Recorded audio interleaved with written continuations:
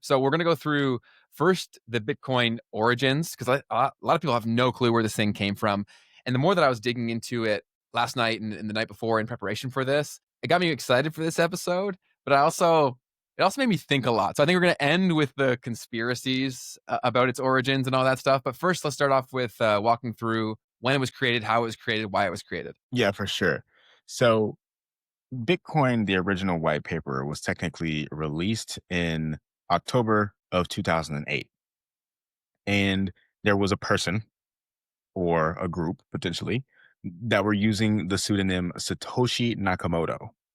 And what happened in 2008 was they posted a 9-page PDF to a cryptography mailing list called Bitcoin. Or excuse me, it was to a cryptography mailing list. And then they titled the paper Bitcoin, a peer to peer electronic cash system. So the idea here was like having a system that allowed people to send money without a trusted third party, like a bank or a payment processor. And the way that they were doing this was by combining cryptography, this concept of distributed computing, and an incentive mechanism that's called proof of work. And that is the mining mechanism of this network. So now around some of like, there's been a lot of speculation around like where this came from, like who were some of the first people that were using this thing and like maybe they were the ones who created it and things of that nature. And so there's a few names that come up when we're like, okay, who actually did this? Because at the time, right, like this was just kind of like a little hacker news thing, right? Like for the people who really knew, I maybe they were just visionaries enough to say like,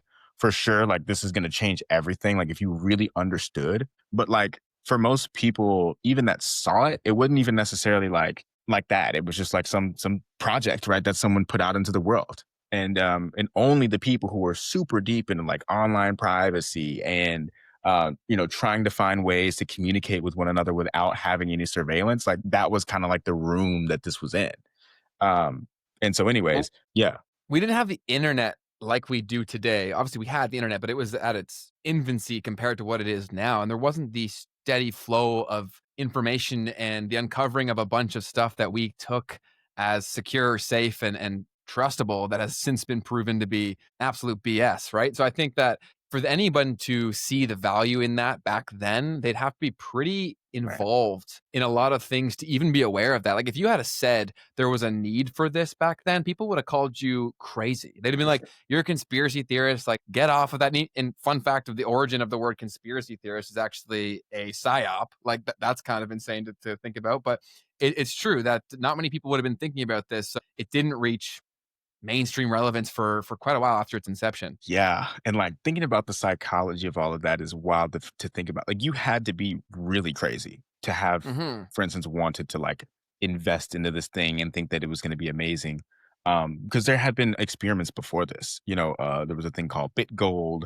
There was something called eCash, and these are some of the names that I was about to go over, like the people who have been involved before, right? All of this happened. So there was a guy named Hal Finney, Nick Szabo, and these were people that were some of the early participants in this network. And there was this guy named David Chom who came up with eCash.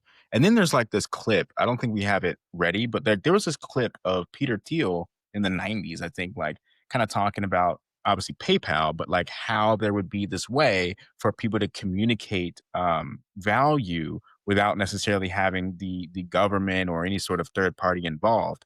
And it was I got it something here if that, you want to watch it. yeah, let's pull it up. Okay, I'll try to put it on my screen. Hopefully, y'all can hear this. If it might just be Keith and I watching nothing. Let me know if you can hear this, Keith, because if you can hear this, then they probably can too. Okay, so you can see this. Let me know if you can hear it.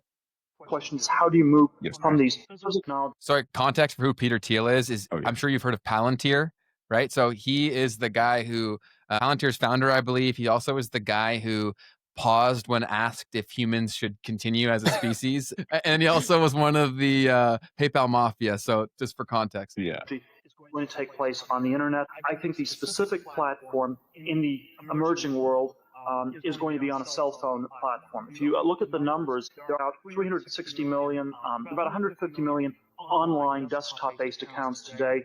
That number is projected to grow to about 350 million in the next 5 years.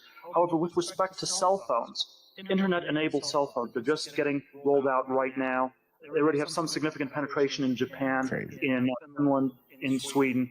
they're What was your first cell phone, Keith? My first cell phone, I think, was a Razor, Motorola Let's Razor. go. What about Dang, you? that's dope. My first one was a BlackBerry Bold. I got it for my grade 8 graduation, and that thing had unlimited Twitter, Facebook. I was balling on that thing. I was throwing out crazy tweets. But let's get back to why we're getting here. rolled out in Western Europe, the US next year. The numbers are projected to grow from about 10 million internet-enabled cell phones today to about 1 billion in 5 years.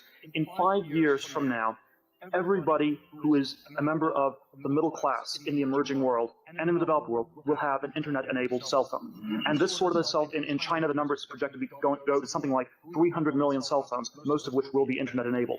These people will have access to their bank accounts, and it will be very easy for them to move money into an account in a safe jurisdiction where the banks are not politically controlled, and they will basically be able to completely dollarize the economy. There will be no need to have any rubles or renminbi, and it will be non-traceable. No matter how illegal the Chinese Communist government says it is to hold US dollars, you'll have a password on your cell phone, and the only way to stop this process would be literally to shut down the telecommunications network. And that's the kind of choice governments like China, India, some of these other countries are going to face. They will either have to shut down the telecommunications network and make it illegal for you to own a cell phone, or they will have to basically give up the kind of monetary sovereignty they've had and the There enormous you go. power that That's pretty spot on, man. Like that's Ni- basically Bitcoin. 1999. Yeah, that's absurd. That's genuinely insane, and also kind of makes me feel like maybe he had some involvement in this. Like, who knows? But like that is really important to grasp that this was always the vision, and I think it's finally coming to fruition in terms of everyone having the phone in their hands, seeing the importance in this.